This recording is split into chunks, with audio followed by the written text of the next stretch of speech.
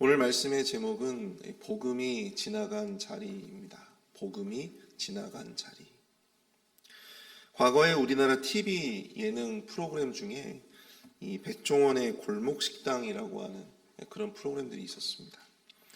요리 연구가 백종원 씨가 장사가 너무 안 돼서 문을 닫아야만 하는 전국의 음식점들, 그 가게들을 찾아다니며 다시 회생시킬 수 있는 그런 솔루션을 제공하는 그런 프로그램이었습니다.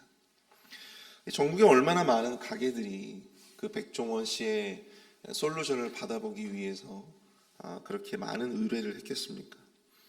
사실 그 프로그램을 자신의 가게에서 촬영한다는 것만으로도 굉장히 큰 광고 홍보 효과를 거둘 수가 있었고요. 또 지금보다 더 나은 음식의 그런 어떤 요리 레시피를 받게 된다면 전국적인 맛집으로 도약할 수 있는 정말 좋은 기회가 될 수 있었습니다.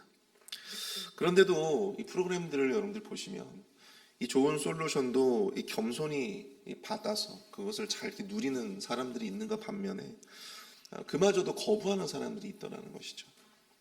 끝까지 자기 자신의 틀린 방식이었지만 자기 자신의 방식을 고수하면서 더 좋은 기회를 마다하는 것을 보면서 저는 참 인간이 가지는 어떤 이 무모함 그리고 고집이 얼마나 어리석은가를 깨달을 수가 있었습니다. 이처럼 아무리 좋은 기회도 그것을 누리는 자가 있고요. 또 그것을 누리지 못하는 자가 있습니다. 복음이라고 하는 이 놀라운 은혜가 우리에게 주어졌다 하더라도 그것을 누리고 자신의 것으로 만드는 자가 있고 누리지 못하는 자가 있다고 하는 것이죠. 복음은 모두를 위한 것이지만 결코 모두가 그 복음을 누리지는 못한다고 하는 것입니다. 사도 바울이 전도 여행 가운데 여러 곳에서 복음을 전했지만 모두가 그 복음을 환영하고 또 그것을 받아들였던 것은 아니었다고 하는 것이죠. 오늘 복음은 바울과 바나바가 제1차 전도 여행 중에 이고니온이라고 하는 지역과 루스드라, 더베 이 지역에서 복음을 전하는 중에 경험한 사건들을 다루고 있습니다.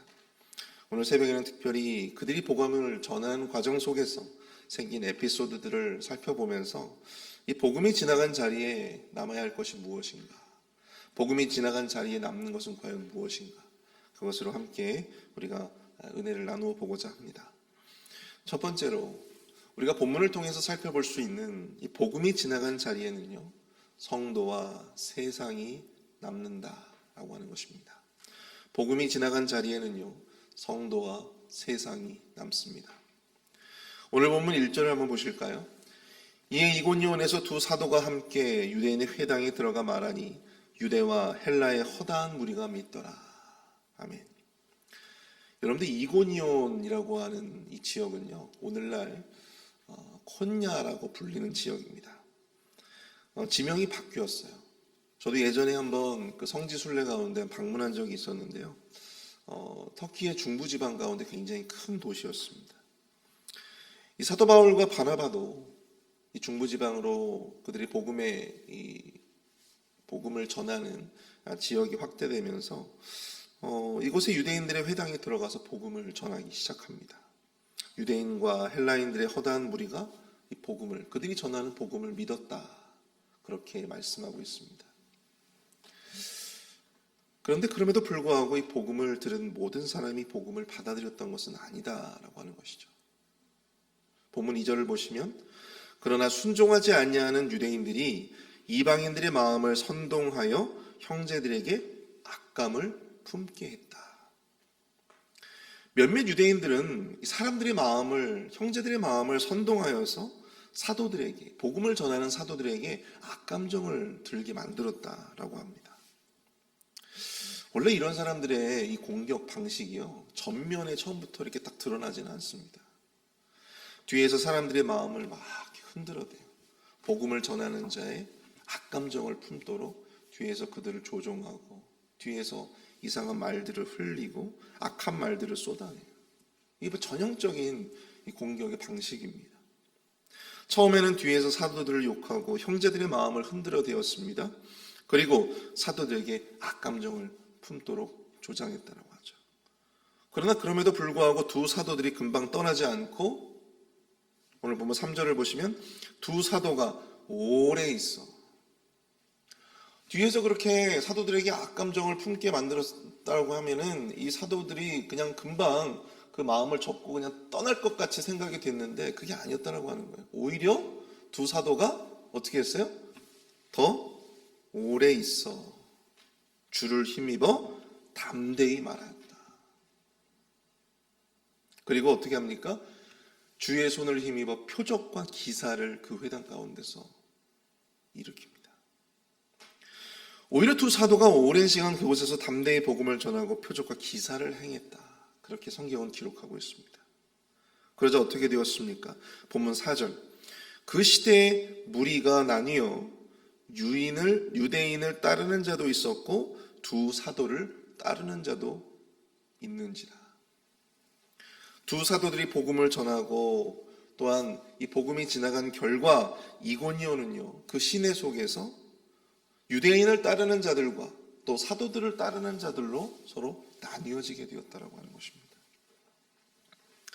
복음이 지나간 자리가 이 평화와 이 화평이 아니라 하나됨이 아니라 오히려 분열과 단절을 야기하게 된 것입니다.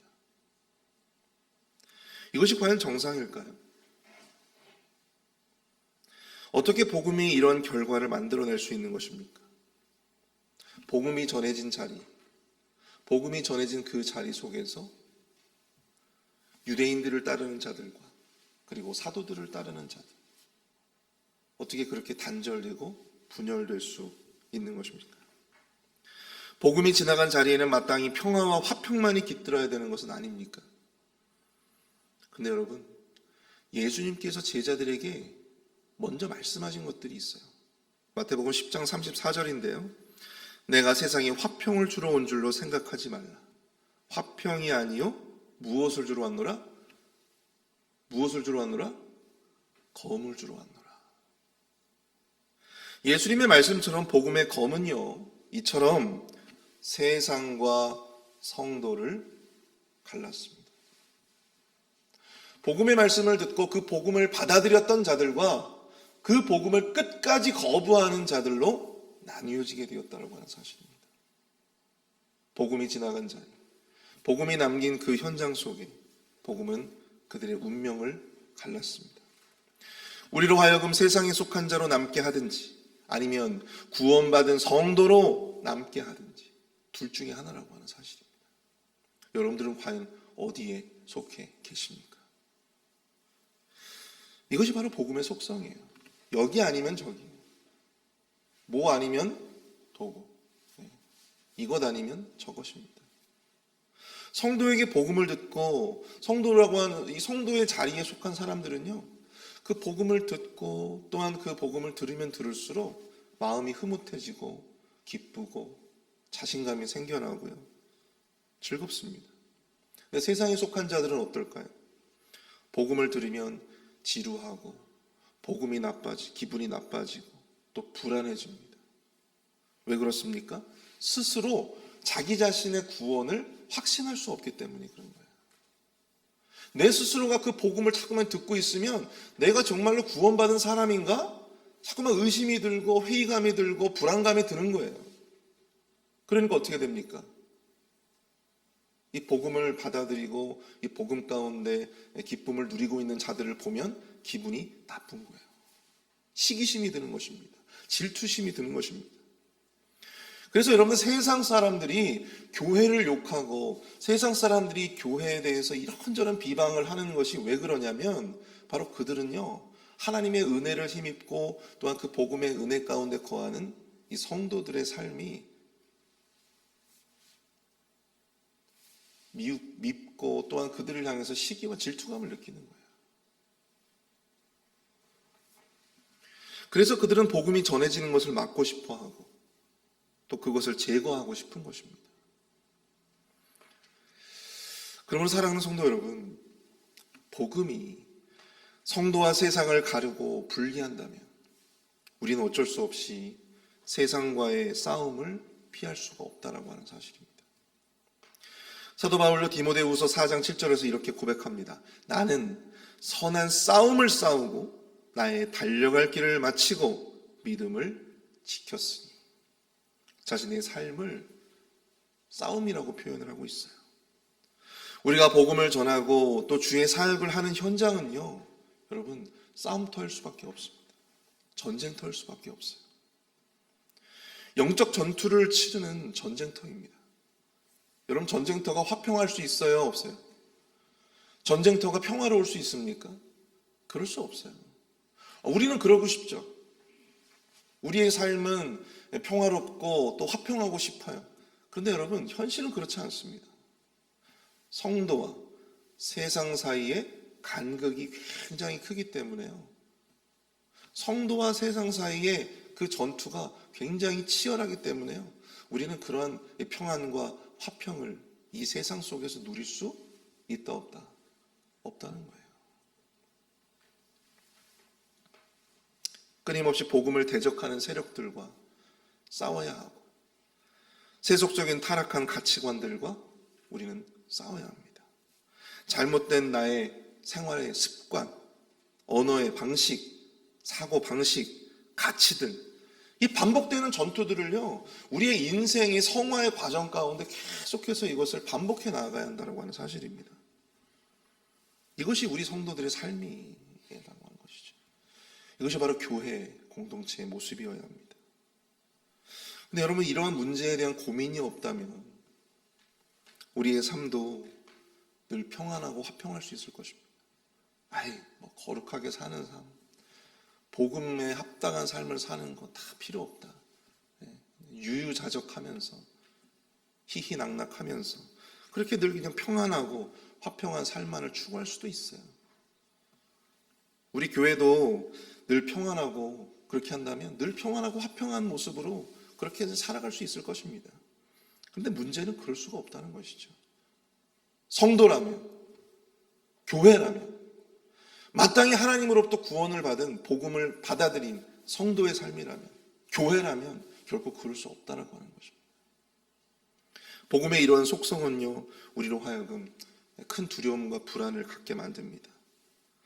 왜 나에게는 복음도 있고, 왜 나와 주님이 함께 하신다고 하는데 왜 그럼에도 불구하고 내 삶은 이렇게 치열할까? 왜 우리 교회는 자꾸만 이렇게 치열한 걸까? 왜 자꾸만 반대자들이 생기고 억울한 일들이 생기고 왜 실망스러운 일들이 생기는 걸까? 때로는 이러한 반응들로 인해서 내가 이 성도의 자리에 있는 것, 세상의 자리가 아니라 성도의 자리에 있는 것이 때로는 후회가 될 때가 있을 수도 있을 거예요. 그런데 여러분, 사탄과 세상은 그것을 우리에게 원하는 것입니다. 우리의 복음을 후회하고 또 우리가 주님의 자리에 서 있는 것, 우리가 세상의 자리가 아니라 성도의 자리에 서 있는 것을 세상은 원합니다. 그게 바로 사탄의 전략이에요. 그 모든 것이 세상의 시기 또한 질투라고 하는 생각을 하시길 바랍니다. 영적 전쟁을 치르는 전쟁터의 불편함으로 여러분들 여기실 수 있기를 축복합니다. 세상의 자리가 아니라 우리가 세상의 자리가 아니라 성도의 자리에 있다라고 하는 사실, 주님이 함께 하시는 그 자리에 우리가 속해 있다라고 하는 사실에 여러분들 자신감을 가지시고 나아가실 수 있는 저와 여러분들 될 수 있기를 축복합니다. 저와 여러분들 모두가 그 자리가 틀리지 않았다라고 하는 사실을 여러분 우리 주님께서 증거해 주실 줄로 믿습니다. 우리의 삶을 통해 또 우리의 사역을 통해 우리 주님이 증거해 주실 것입니다. 두 번째로 이 복음이 지나간 자리에는 오직 주의 영광만이 남아야 한다라고 하는 것입니다. 복음이 지나간 자리에는 오직 주님의 영광만이 남아야 한다. 이고니온에서 죽을 뻔한 위기를 겪은 두 사도는요, 이 루가오니아의 루스드라와 더베라고 하는 지역에 가서 복음을 전하게 됩니다. 비록 위기와 반대가 있었지만 두 사람은 좌절하지 않고 낙심하지 않고 계속해서 그 자리를 떠나 복음이 필요한 새로운 지역으로 가게 되었다고 하는 것입니다. 본문 7절의 말씀을 보시면 거기서 복음을 전하니라 그렇게 기록이 되어져 있습니다. 여러분이 이 말씀은 굉장히 중요한 말씀이에요. 거기서 복음을 전하니라. 복음을 가지고 전하는 자들의 마음과 태도가 어떠해야 되는가, 그것을 우리가 이 한 절의 말씀을 통해서 깨닫게 된다라고 하는 것이죠. 복음을 전하지만 여러분, 그 이후의 결실은요, 하나님께 맡겨야 되는 것입니다. 내가 복음을 전했는데, 내가 주의 사역을 감당했는데, 그곳에서 부정적인 피드백을 받든 긍정적인 피드백을 받든, 나의 복음이 필요하고 또한 나의 사역이 필요한 그곳에, 새로운 곳으로 가서 복음을 전하면 그뿐이다라고 하는 사실이에요. 열매 맺게 하시는 것은 내가 아니고 누구예요? 여호와 하나님이시기 때문입니다. 우리가 거기에 대해서 내가 복음을 전하는 것에 실패했냐, 내가 이 주의 사역을 감당하는 그 부분에 있어서 내가 실패했네, 그게 중요한 것이 아니다라고 하는 것입니다.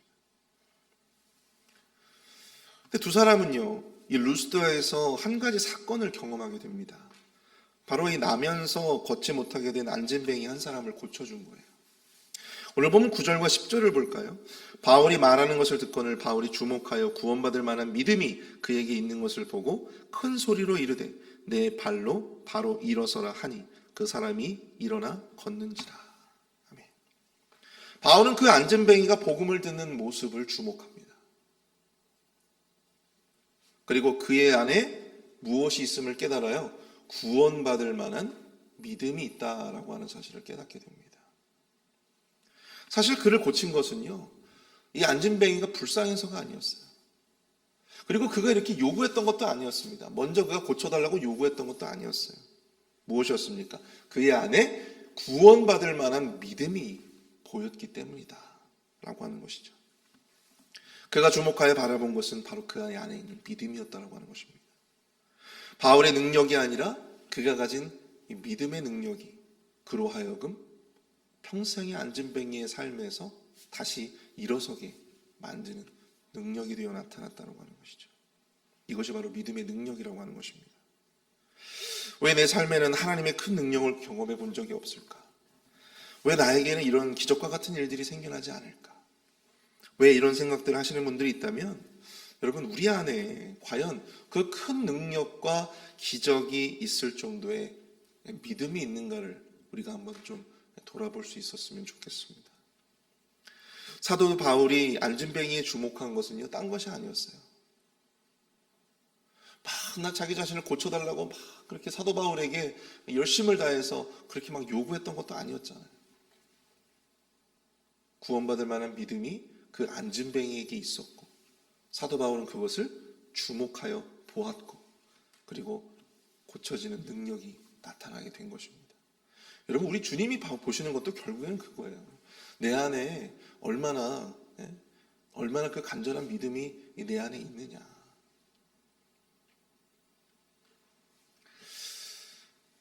나면서 안진뱅이였던 이 사람이, 안진뱅이가 이 바울의 말 한마디에 일어나 걷는 것을 보고 주변에 있는 많은 사람들이 놀라서 이렇게 외칩니다. 우리 11절과 12절인데요.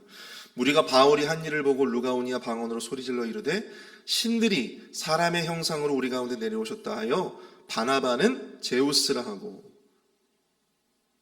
바울은 그 중에 말하는 자이므로 헤르메스라 하더라. 마치 예수님이 오병이어의 기적을 일으켰을 때의 반응을 보는 것 같아요. 그들이 두 사도를 현신했던 이 제우스와 헤르메스로 여기며 그들을 숭배하고자 했다라고 하는 것이죠. 예수님께서 오병이어의 기적을 일으켰을 때도 사람들은 예수님을 무엇으로 삼으려고 했습니까? 자신들의 임금으로 삼으려고 했잖아요. 자신들의 임금으로 삼을 수만 있다면 평생 배불리 먹고 살 수 있겠다라고 생각을 하니까 막 예수님과 제자들 주변으로 막 모여들고 예수님을 막 칭송하고 예수님을 임금 삼으려고 했던 그 모습, 바로 여기서 우리가 볼 수 있는 것입니다. 사람들은 그들에게 제사하고자 했습니다. 그들을 칭송했고 또 그들을 신처럼 떠받들었어요. 그러자 두 사도들은 옷을 찢고 무리들에게 소리칩니다. 우리 15절 말씀 보시면 이르되 여러분이 어찌하여 이러한 일을 하느냐, 우리도 여러분과 같은 성정을 가진 사람이라. 여러분에게 복음을 전하는 것은 이런 헛된 일을 버리고 천지와 바다와 그 가운데 만물을 지으시고 살아계신 하나님께로 돌아오게 합니다. 여러분, 사실 인간적으로 보면요, 아니 사람들이 이렇게 두 사도들에게 막 신처럼 떠받들고 막 그렇게 그 사도들을 칭송할 때 오히려 복음을 막 전하고 마치 자신들이 하나님의 대리자인 것처럼 그렇게 복음을 전했다라고 한다면 인간적인 마음에서는 더 큰 효과가 있지 않았을까라고 하는 생각도 해보게 돼요. 인간적인 입장에서는. 근데 여러분, 그것이 과연 우리 주님께서 원하시는 이 복음 증거의 모습이었겠는가라고 하는 것입니다. 그들은 오히려 우리도 당신들과 똑같은 성정을 가진, 우리도 당신들과 똑같은 인간이라고 하는 거예요. 똑같은 인간이라고. 그것을 밝히고 자신들이 전하는 그 복음에 대해서, 그리고 여호와 하나님을 증거하는 모습을 우리가 이 말씀을 통해서 보게 된다라고 하는 사실입니다. 여러분, 복음이 지나간 자리에 남아야 하는 것은요, 바로 복음을 증거하는 우리 자신이 아니라 누가 남아야 하는 거예요? 여호와 하나님께서 남아야 하는 것입니다. 우리가 주의 사역을 감당할 때도 마찬가지예요. 사역은 내가 해요. 설교도 제가 전합니다.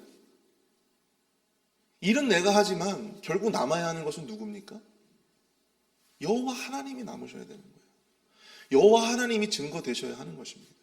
사도 바울이 지금 자신들을 남기려 하지 아니하고 그 기적의 현장 가운데에서 여호와 하나님을 증거하고 있는 것처럼 여러분, 우리도 그 복음이 지나간 자리에, 복음이 전해진 바로 그 자리 속에서 오직 여호와 하나님이 드러나셔야 되고 여호와 하나님의 이름이 증거되어져야 된다고 하는 사실입니다. 오늘 사도 바울은 또한 이 바나바의 이 모습들은 우리에게 바로 그러한 영적인 진리를 보여주고 있다고 하는 것이죠. 아주 교회 일을 열심히, 너무나도 열심히 하시고 잘하시는 분들, 복음을 정말 열심히 전하시는 분들이 있는데 이분들이 꼭 실패하는 이유가 무엇입니까? 왜 실패하죠? 꼭 끝에는 누굴 남겨요? 하나님을 남기는 것이 아니라 자기 자신을 남긴다고 하는 사실입니다. 자기의 이름을 남기려고 하고 자기의 수고를 좀 알아달라고, 나의 열심을 좀 알아달라고, 그것을 자꾸만 자신의 입술로 고백하고 증거하는 거예요. 우리의 입술로 증거되어져야 하는 것은 바로 여호와 하나님밖에 없는데 자꾸만 나의 이 한 일을 증거하려고 하는 그런 모습들. 열심히 주님을 위해 헌신해 놓고 결국에는 실패하는 거예요. 결국 내 입술로 실패하는 것입니다. 그래서 여러분, 아니 이 사도 바울과 이 바나바가 무슨 뭐가 그렇게 대단하다고 그렇게 막 옷을 찢고 막 그렇게 사람들한테 막 심각하게 막 그렇게 자신들이 아니다 그렇게 어필을 했을까? 여러분, 바나바와 바울의 입장에서 이것은 굉장히 큰 충격이었고 굉장히 큰 일이었어요. 근데 저도 인간적인 사람이라 저도 주의 일을 감당하면서 마치 이 주변에 있는 사람들이 저를 막 높여주고 저를 칭찬해주고 인정해주고 하면요, 저도 마음 가운데 그런 생각이 자꾸만 드는 거예요. 결국엔 내가 했지, 내가 했구나, 이런 생각이 드는 거예요. 근데 그 순간은 어떻게 되는 거예요? 그 영광은 누구의 영광이 됩니까? 결국엔 나의 영광이 되고 하나님의 영광이 되지 않는 것이죠. 결국 실패가 되는 것입니다. 실패된 사역이 되는 거예요. 굉장히 큰 일이에요. 여러분, 복음을 우리가 전하고 또 우리가 뭐 몇 명을 전도시켰던지 간에 우리가 남겨야 되는 것은 내가 했다가 아닙니다. 내 열심히 했다가 아니에요. 여호와 하나님이 증거되어져야 하는 것입니다. 여러분, 이것이 우리의 사역의 원리가 되고 또 복음을 증거하는 전도의 원리가 될 수 있기를 축복합니다. 온전히 예수 그리스도만이 증거되어지고 전해지는 그 은혜, 그것이 바로 복음이 지나간 자리에 우리가 누릴 축복의 유산이 되어질 수 있기를 간절히 기도해 봅니다. 우리 이제 함께 말씀을 생각하면서 함께 좀 기도하도록 하겠습니다. 복음을 전하고 우리가 주의 일을 감당할 때 이 사람들의 반응 때문에 실망하지 않게 해주시고 우리가 세상이 아니라 우리가 주님의 자리, 성도의 자리에 있음을 감사하며 그 사역을 우리가 굳건하게 지키고 나아갈 수 있도록 인도하여 주시옵소서. 우리가 주의 이 사역을 감당하고 또 복음을 전할 때 내가 남는 것이 아니라 오직 여호와의 영광, 주님의 영광만이 남을 수 있도록 주님을 증거하는 인생이 될 수 있도록 인도하여 주시옵소서. 함께 기도합니다.